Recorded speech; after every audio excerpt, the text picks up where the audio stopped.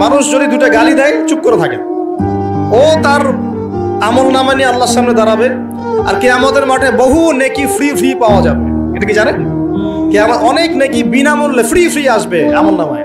কেন আসবে বলি হাদিসটা। নবী সাল্লাল্লাহু আলাইহি ওয়াসাল্লাম বলেছেন, তোমরা কি জানো সবচেয়ে বড় মিসকিনকে? দরিদ্র মানুষকে, মিসকিনকে। সাহাবীরা বলছেন, আমরা তো মনে করি যার সম্পদ কম সেই মিসকিন। নবীজি বলছেন, না, প্রকৃত মিসকিন সে ব্যক্তি নয়। প্রকৃত মিসকিন সে ব্যক্তি যে কিয়ামতের মাঠে উঠবে উহুদ পাহাড়ের সমান নেকি নিয়ে উঠবে। উহুদ পাহাড় দেখেছেন তো?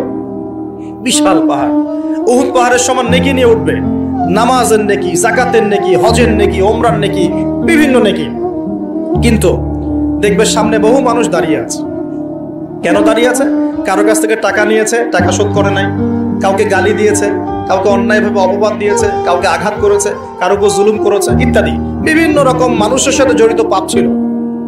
ঠিক আছে?